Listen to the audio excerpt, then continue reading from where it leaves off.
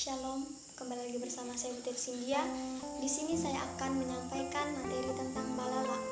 Balala atau dengan sebutan lain tutup pintu atau bahasa kerennya sekarang itu adalah lockdown.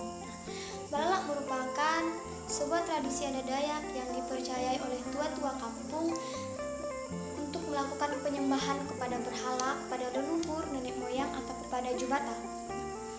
Balala dilakukan sebagai pantangan, yaitu tidak boleh melakukan aktivitas di luar rumah. Jadi semua yang kita lakukan itu harus di dalam rumah. Waktu yang ditentukan untuk balala itu hanya 1 hari. Balala yang dipercaya oleh orang Dayak ada 2. Yang pertama yaitu balala tahunan. Balala tahunan ini dilakukan setiap tahun dan 1 tahun hanya 1 kali saja.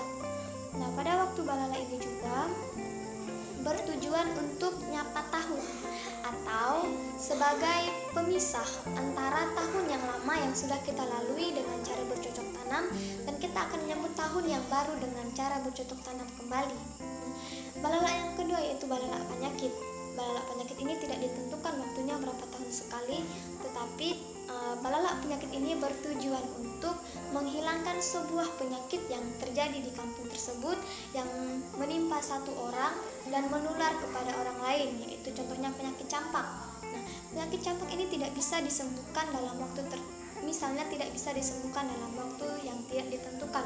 Nah, maka balala ini dilakukan agar penyakit tersebut bisa hilang. Bukan berarti sembuh, tapi bisa hilang dan tidak menimpa kampung tersebut. Syarat-syarat yang harus dilakukan untuk balala, yang pertama untuk Dewan Adat. Dewan Adat harus menyiapkan yang pertama itu adalah ayam kampung.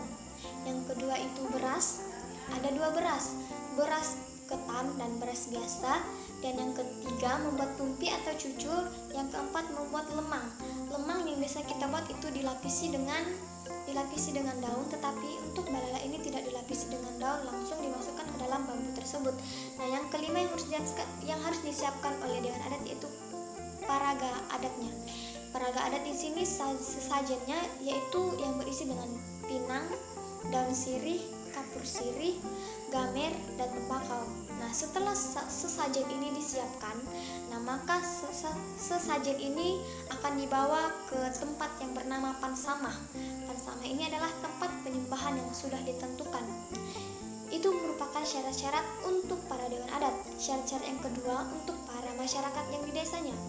Nah, masyarakat yang di desanya ini tidak boleh melakukan aktivitas di luar rumah, jadi mereka semua harus menyiapkan bahan pokok mereka, bahan makanan mereka untuk stok 1 hari. Nah, biasanya orang-orang yang balala ini menyiapkan beberapa makanan.